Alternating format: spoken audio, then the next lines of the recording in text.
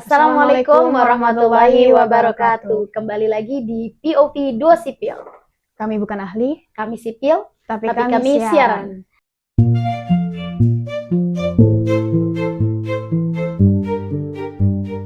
Bismillahirrahmanirrahim. Innalillahi wa inna ilaihi raji'un. Adamallahu ujurana wa ujurakum bisa'adah Al-Imam Ali Khomeini. Kami turut berduka cita atas meninggalnya rahbar kita, pemimpin kita yang kami cintai, Imam Ali Khomeini. Untuk warga Iran, untuk kami semua, untuk semua warga yang ada di dunia ini, kami turut berduka cita atas kehilangannya rahbar kami. Betul, ini sangat sangat tidak diduga ya, mengejutkan. Bahkan saya pribadi aku pribadi sempat hayal ini kalau perang ini betulan besar gitu ya. Kayaknya kemerdekaan Palestina kayak di ujung mata. Terus ngebayangin rahbar akan mimpin sholat di Al-Aqsa. Itu sampai aku bikin komenin itu. Oke, jadi kita hari ini mau bahas apa yang lagi terjadi di dunia ya. Ini berkaitan dengan gugurnya, syahidnya Al-Imam Ali Khomeini.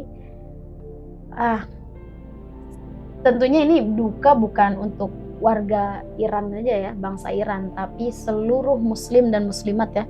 Bahkan non-muslim pun berduka hari ini ya.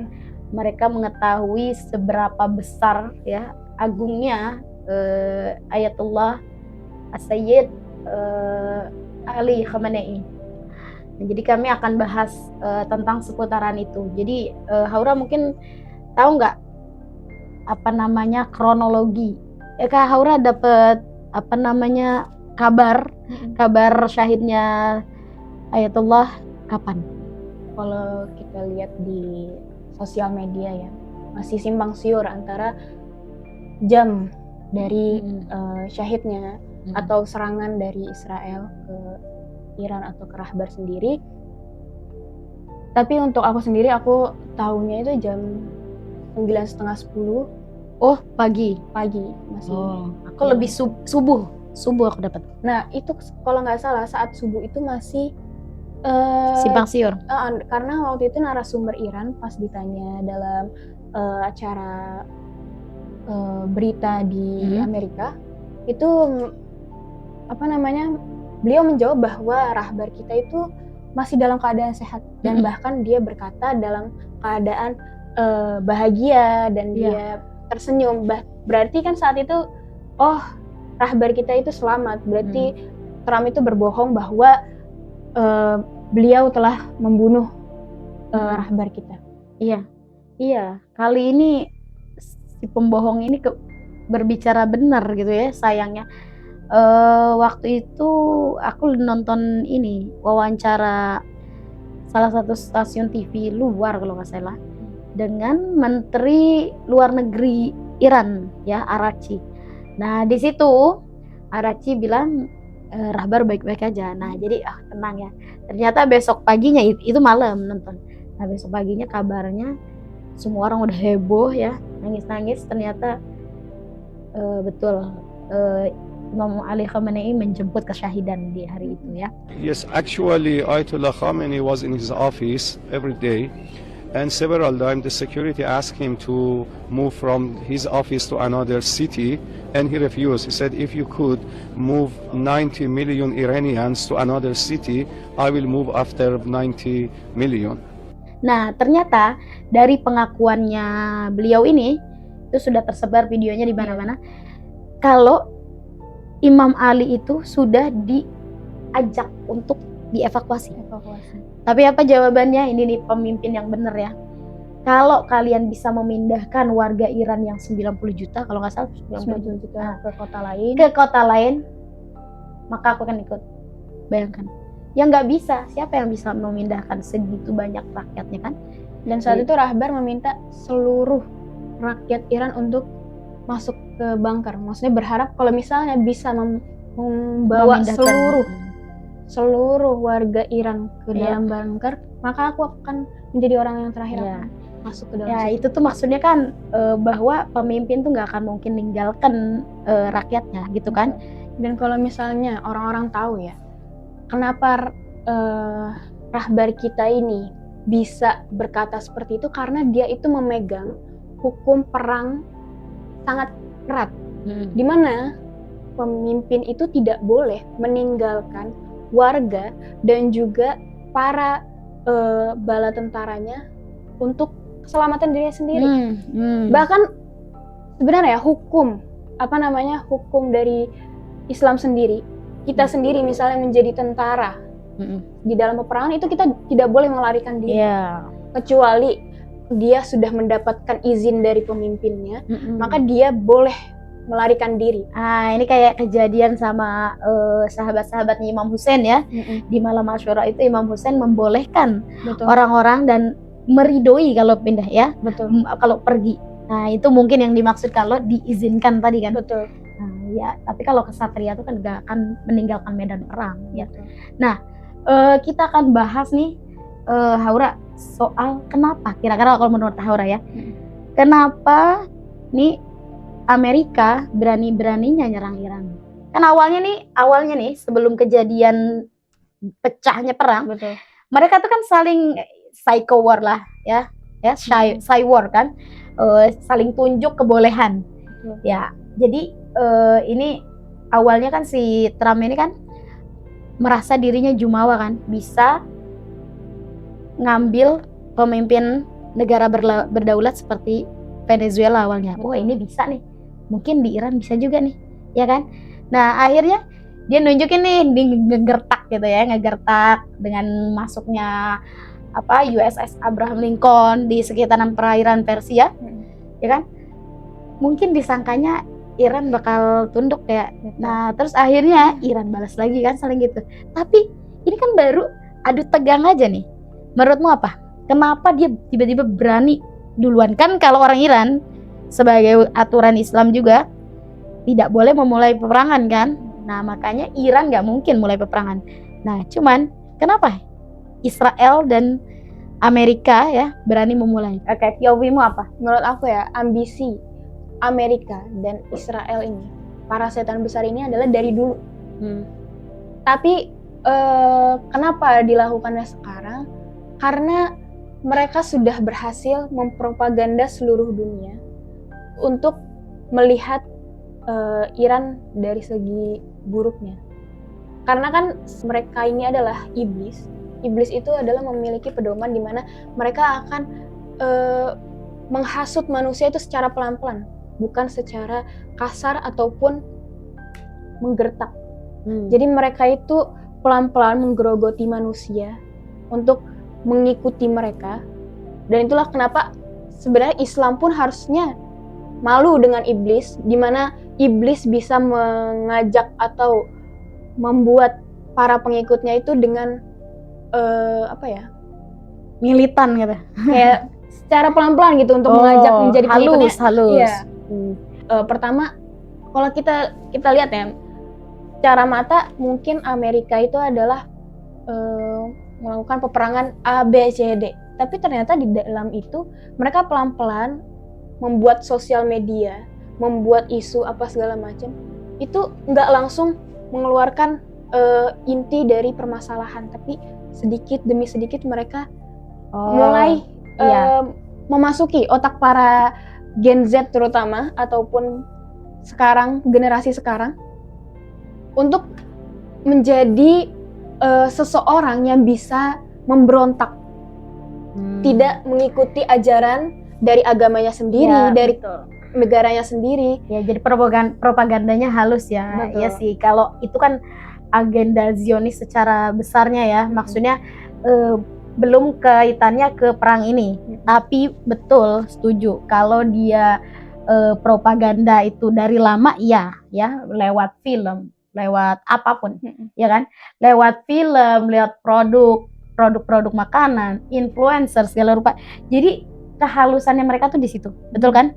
Nah, cuman pas alasannya dia berani nyerang, padahal dia udah tahu tuh Iran itu bukan bangsa yang mudah dikalahkan dan mereka punya kemampuan secara militer, ya kan?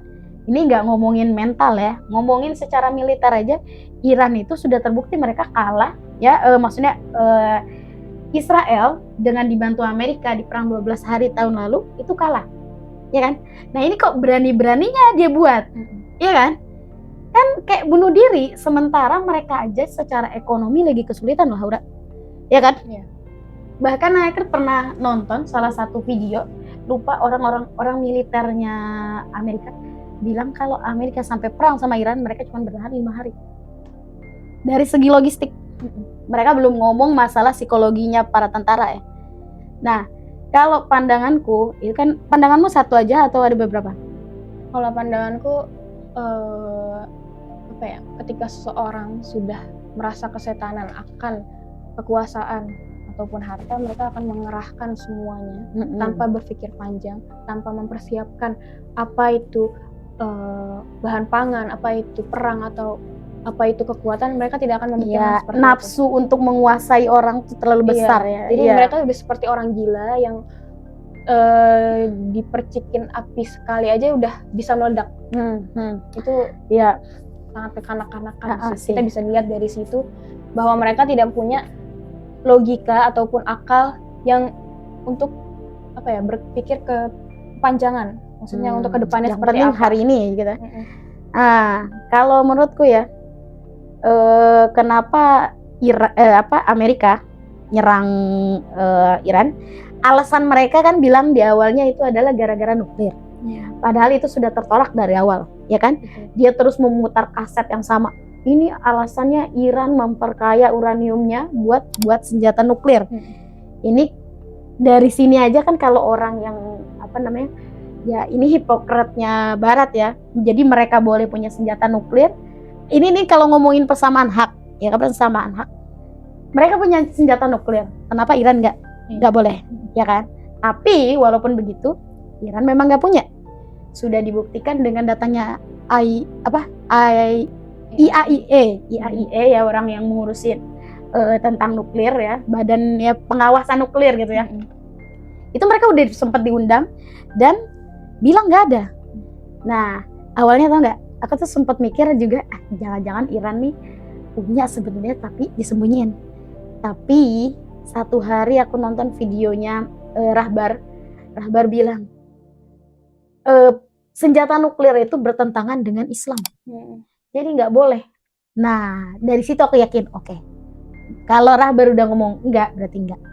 Nah makanya kan nggak ketemu juga. Kan dibilang nah tertolaknya lagi alasan itu, yang alasan nuklir itu mengada-ngada si Trump. Kan dia pernah ngaku waktu awal perang di perang 12 hari kalau nggak salah. Dia ngaku ngancurin 3 pusat nuklirnya Iran. Ya kan, ada di Natan, terus lupa 2 lagi namanya apa. Nah andai kata dihancurkan nuklir dihancurkan, itu radiasinya kayak apa, tapi itu nggak ada apa-apa, berarti senjata nuklir itu fix nggak ada. Ini alasan yang dia buat-buat. Ya nggak sih? Nah walaupun misalnya pangkalan nuklir itu dihancurkan, berarti negara Iran udah nggak ada. Karena benar kan, radiasinya dari nuklirnya sendiri udah. Itu kan itu bom akhir zaman lah ibarat kata ya, mau ngancurin dunia bener-bener itu. Nah cuman kalau pandanganku nih ya, si Trump ini si Trump sama si Netanyahu sama-sama lagi menghindari kasus. Jadi pengalihan isu. Iya pastilah, karena Epstein aja udah. Nah jadi dari segini kan si Trump ini kan lagi di demo abis-abisan. Dia kan udah image-nya sebagai pemerkosa anak tuh udah ini kan, predator anak udah tersebar kemana-mana. Nah jadi untuk mengalihkan jadi warganya yang dilihat perang terus gitu lah. Menurutku itu jadi pengalihan isu itu satu. Kalau si Netanyahu kan kasus korupsi kan, itu juga bisa ya. Yang ketiga tahu nggak apa? Selain pengen nguasain minyak ya, ujung-ujungnya ekonomi ya. Ekonomi.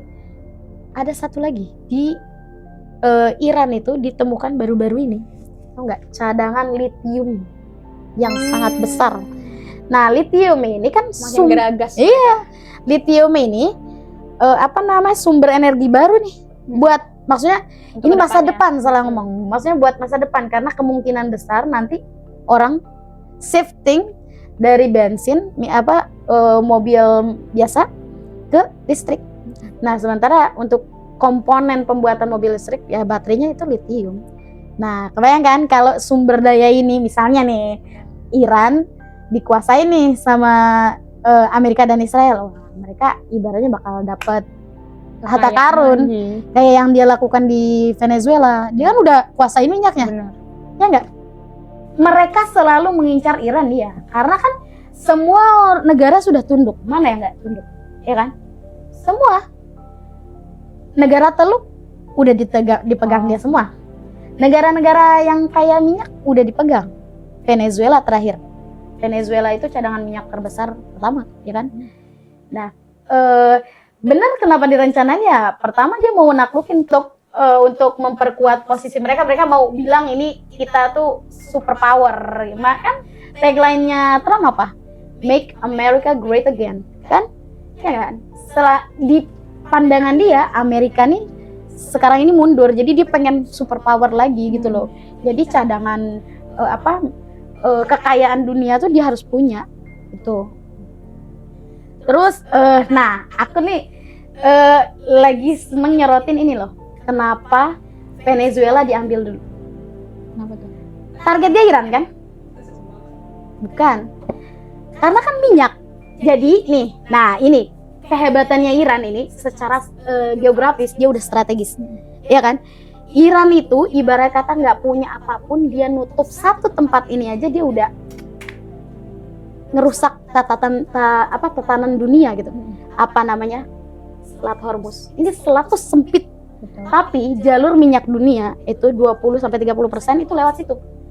Nah, Amerika ini dia mengimpor minyak kan dari negara-negara teluk, Saudi, Qatar, ya kan? Nah, jadi kalau dia udah tahu nih, suatu saat kalau dia perang sama Amerika, menurutku ini pandanganku POV itu, kalau misalnya mereka mau perang sama Iran, pasti Iran nutup Selat Hormuz, ya kan? Betul. Dia nggak punya minyak. Nah, karena dia punya Venezuela tadi, dia kuasai minyaknya, aman minimal buat diri dia. Tapi Ya. buat negara lain juga. Ya, dia kan nggak peduliin negara lain, ya kan? Nah, sementara minyak dari Venezuela nggak mesti lewat Selat Hormuz, Iya. dia jalurnya beda, ya kan?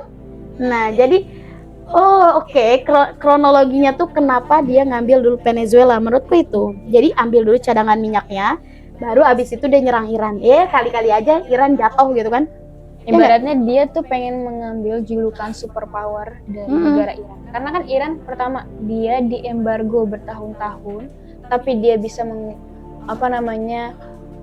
bisa hidup dan bahkan berkembang pesat sampai sekarang ini, bisa mempunyai senjata militer yang bahkan Amerika tidak berpikir ke situ sebelumnya.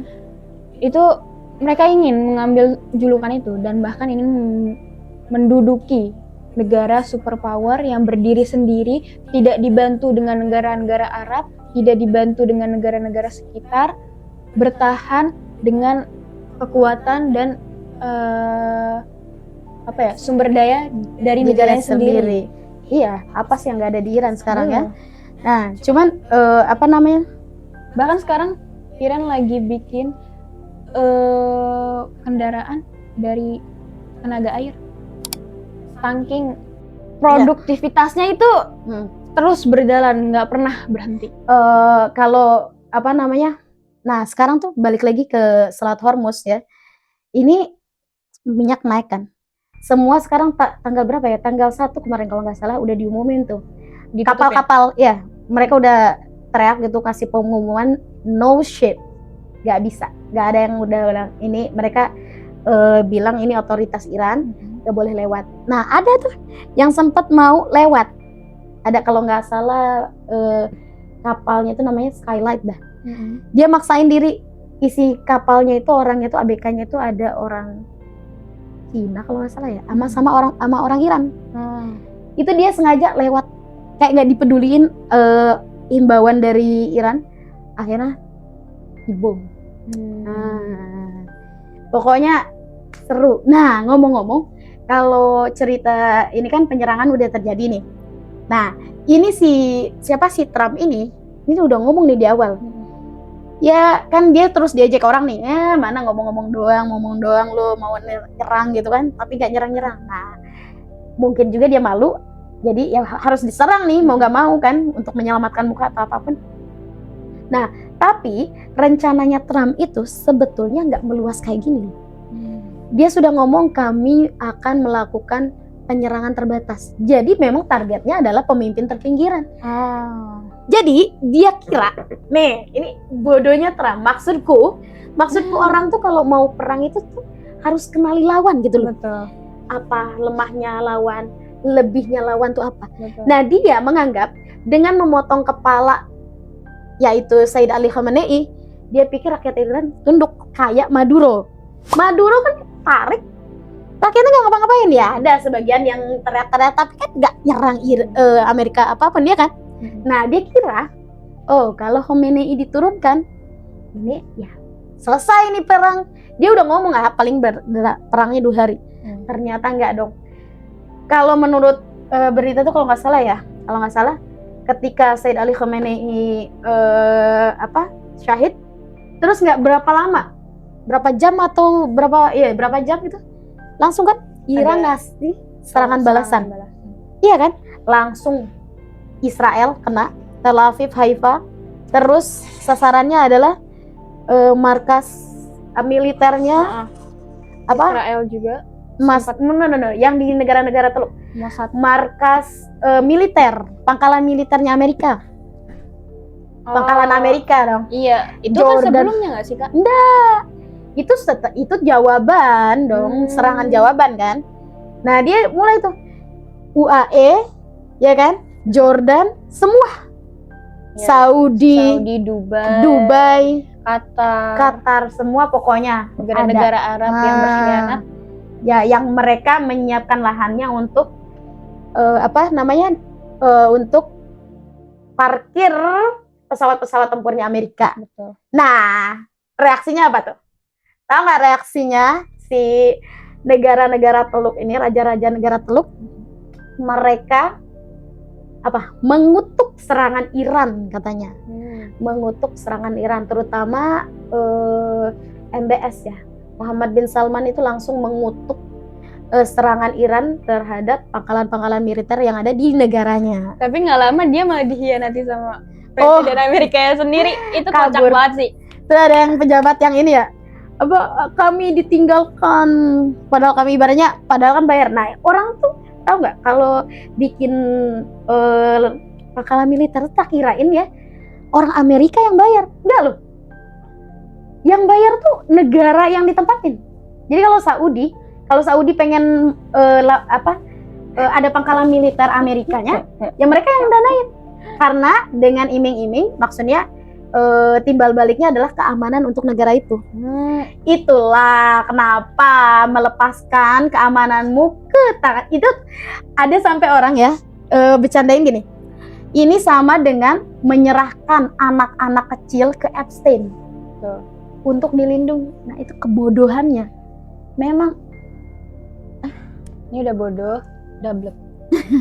Tapi kalau misalnya kalau raja-raja Arab tuh kan nggak aneh. Memang kan dari sejarahnya mereka ini kan dibagi kan. Betul. Dari Inggris kan ibaratnya tuh ya memang mereka ditanam. Bukan dari zaman purbakala itu dia sudah jadi raja. Betul. Bukan kan? Itu negara Arab satu, ya kan? Wilayah Arab satu dipotong-potong sama Inggris kan. Disimpanlah raja-raja ini. Entah dari mana raja-raja ini kan? Jangan-jangan darahnya Yahudi. Ya kan? Bisa jadi. Yahudi taruhin. Nah, oke, kamu di Saudi, satu di Dubai, satu di bisa keluarga, bisa jadi dari satu keluarga ditaruh kepemimpinannya di sini. Yang lebih terserah mau diedit apa enggak. Yang lebih jahanam itu Yordania sudah 2 kali nih. Yang sekarang di perang sekarang dia nembak rudalnya Iran. Secara tidak langsung mereka membuktikan bahwa mereka itu ada di pihak mana. Iya. Karena kan sekarang udah ada, cuman ada dua, entah kalian di pihak Iran atau di pihak Iya, Zionis. nggak ada netral. Kamu bersama Yazid atau bersama Imam Hussein, iya kan? Bersama Imam Ali atau bersama Muawiyah. Kalau ada yang masih pecinta Muawiyah ya koreksi aja sendiri, ya kan? Bersama Trump atau bersama Iran, iya kan? Kayaknya sebodoh, ya menurutku bukan bodoh ya. Orang sombong kalau orang udah ngelihat kebenaran depan mata tapi nggak mau menerima, itu namanya sombong kan? Sombong dan bodoh. Ini kan udah jelas, Trump tuh siapa? Ya kan? Trump tuh predator anak. Bahkan sudah ada buktinya dari Iya. Harvey Epstein, itu baru bukti kecil. Nah, ini kejahatan moral dia. Lain lagi dengan arogansi dia. Arogansi dia bahwa nggak ada hukum internasional yang bisa, ibaratnya gue nggak peduli sama hukum internasional. Sombong, ya kan? Terus dia arogansi mau nguasain semua tempat. Tapi aku curiga lebih dari duit ya. Ada pemimpin siapa? Pemimpinnya Hauro. Presidenmu itu loh. Ya. Presiden MBG, CEO Pria Sawit. CEO MBG. Kok bisa ya? Kan dia tuh nggak bodoh-bodoh amat harusnya ya. Kok bisa tunduk kayak gitu? Aku tuh curiga tuh. Jangan-jangan ada nama dia di file sesuatu yang kalau dibongkar malunya bakalan gimana. Namanya juga POV, ya kan? Masalahnya kok bisa gitu loh, sampai segitu tunduknya, disuruh gini mau, kan? Ya kan? Semua orang maksudnya, aduh, orang terbodoh di kita aja ibarat kata ngelihat dia tuh kok bisa gitu loh. Kita diancam Trump 32%. Akhirnya demi menurunkan tarif dia jual segalanya. Amerika full akses. Kita impor ini banyak lah yang kita impor, ya kan? Negara lain nggak ada tuh yang begitu. Kok dia begitu? Setunduk itu. Iya. Taunya dia udah tanda tangan bla bla bla, besoknya 10%. Semua 10% dibilang ilegal sama federal sono. Meme-nya sekarang ini ya map coklat. Coba tanggapin nih dari sisi pendukungnya Prabowo. Jadi Siapa ada beberapa orang Kill. terus narasinya itu bilang bahwa kalau misalnya Prabowo itu tunduk sama Trump karena supaya Indonesia itu nggak diserang sama Amerika. Iya, kayak Maduro Jujur. kan? Ya, bisa jadi. Nah itu kan kenapa? Karena dia sendiri nggak berdaulat, terlalu banyak dosanya. Kalau orang nggak ada dosanya, dalam artian maksudnya dia nggak punya banyak kesalahan, korupsi atau apapun, nggak akan bisa. Iya kan? Ditundukin begitu, ya nggak? Gini Kak, kan banyak ya sekarang nih di netizen Indonesia bilang bahwa kenapa masih dukung Imam Ali Khamenei padahal beliau itu jelas-jelas Syiah. Oh ini lagi. Kan Yang ini ya. Pertama, kalian Tarik sebagai warga Indonesia, ini kan himbauan untuk membela Palestina dari Soekarno. Bayangin dari kita pertama kali merdeka nih, itu Presiden Soekarno udah mau himbau kita untuk membela Palestina. Terus? Dan kita adalah negara kaya. Kita punya militer yang kuat. Kita bahkan bisa menciptakan begitu banyak persenjataan nuklir. Misalnya kita bisa pasti dengan sumber daya alam kita yang kaya ini, dengan kekuatan kita ini, dan kita ini adalah termasuk negara terbesar. Gak mungkin kita ini gak bisa nolong Palestina. Dan kita gak mungkin nih, kita gak memerdekakan Palestina. Itu tidak mungkin. Kalau Kalah dengan Iran. Kita seharusnya malu. Kita cuma bisa ngomong, sekarang nih ya, kita cuma bisa ngomong, kenapa kita masih dukung Imam Ali Khamenei padahal dia Syiah.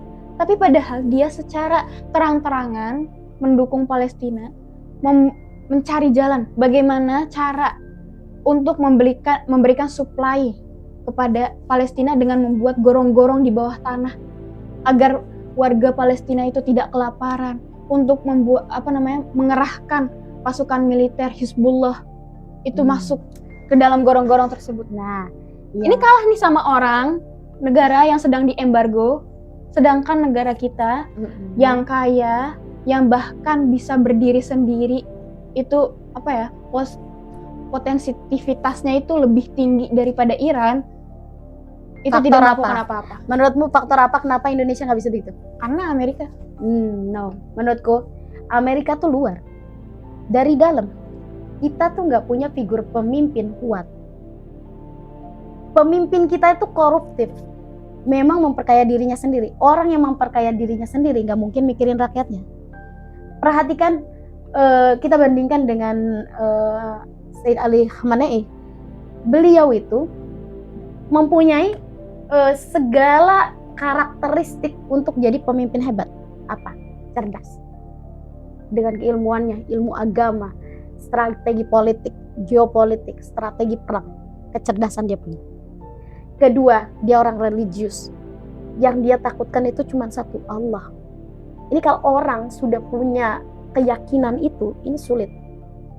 Kedua, dia mengerjakan tugas agamanya. Apa tugas agamanya? Ini yang suka disalahpahami sama orang-orang, termasuk kelompok yang selalu bilang ngapain dukung Khamenei karena dia Syiah. Nah, mereka bilang Iran membantu Palestina bukan untuk Palestina tapi untuk kepentingan geopolitik dia, biar dia itu superpower di depan negara orang. Nah, mereka lupa bahwa ideologi orang Syiah, ideologi Iran itu berbeda. Apa? Kewajiban agama. Imam Ali Khamenei ini paham betul kewajiban agama, bahwa menolong mustadafin itu adalah kewajiban agama, bukan sekadar kemanusiaan. Wajib, namanya wajib gimana? Kalau nggak dilaksanakan ya apa? Ya kan? Jadi kewajiban agama. Nah, mereka tuh nggak paham sistem ideologinya orang Syiah tuh nggak paham. Nah, itu menurutku kenapa aku bilang Trump itu bodoh, karena nggak mengenali lawannya. Orang-orang Barat ini kenapa selalu jatuh ke lubang yang sama, ngelawan Iran nggak mampu-mampu? Karena mereka nggak paham ideologi itu. Mereka benturkan dengan cara pandang mereka. Mereka liberalis, sekularis, bahkan ateis. Jadi buat orang-orang materialistik kayak gini nggak akan nyampe tuh cara berpikir orang-orang Iran. Sementara orang-orang Iran ini apa figurnya?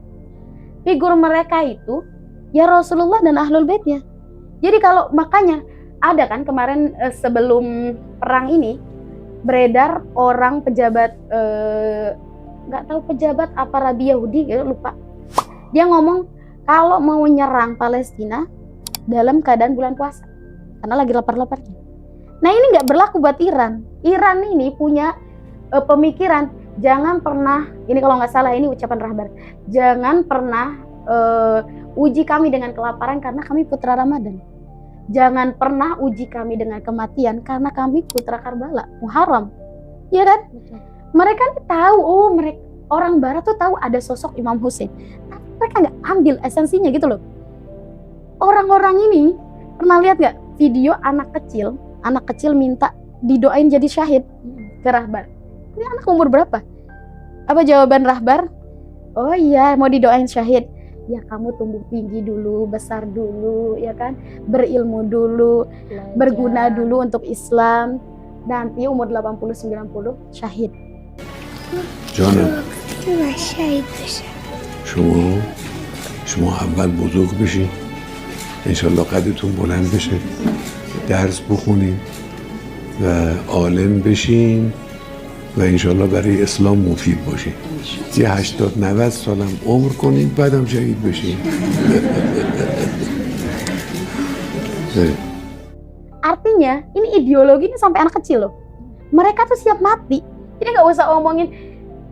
Lihat nggak gimana kaburnya tentara IDF ketika diserang rudal Iran, itu mereka kayak tikus masuk gorong-gorong Sambil teriak-teriak. Dan ya kan?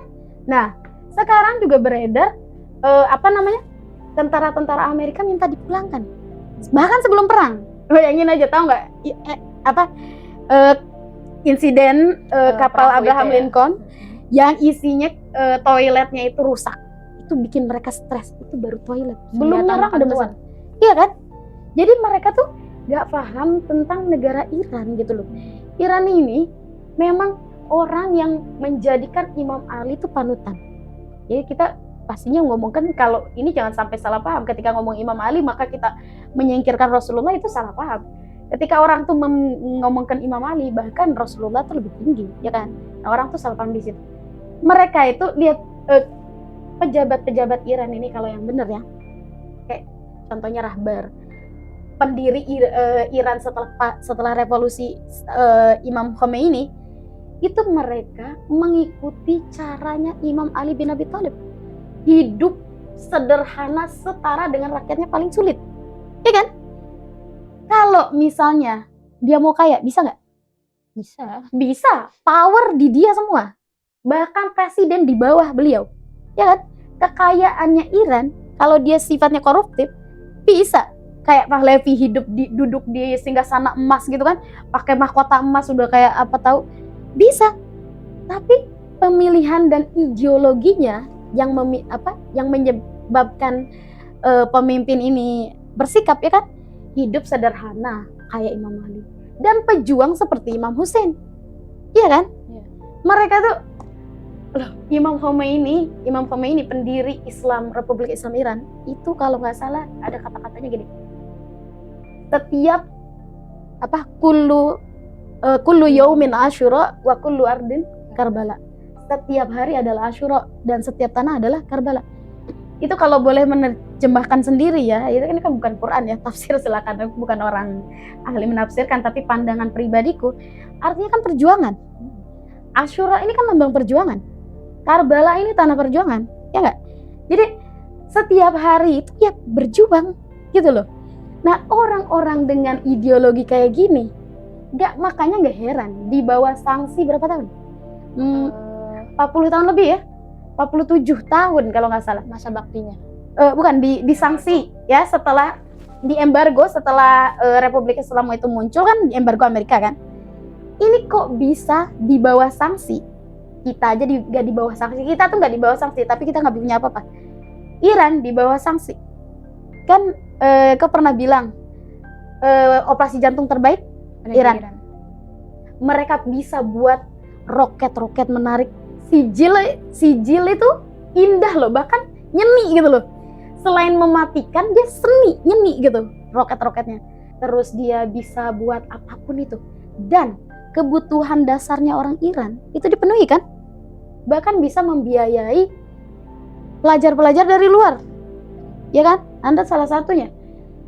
Kayak misalnya kalau menurut cerita dari mantan dubes Iran, Indonesia untuk Iran, itu 5 kebutuhan pokok orang itu dipenuhi, apa?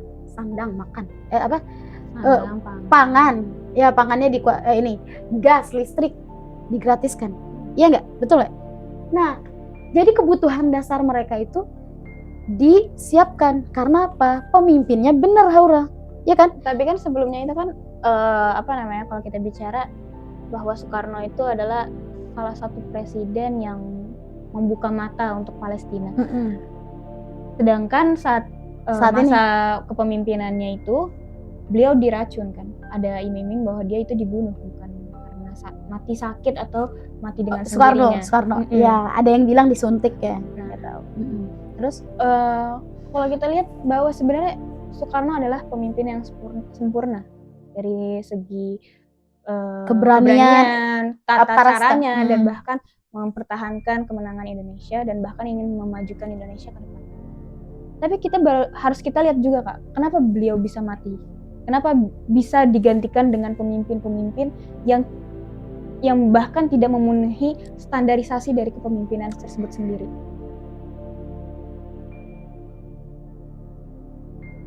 Terima kasih Haura, terima kasih semuanya yang sudah hadir. Jangan lupa like, comment, and subscribe. Assalamualaikum.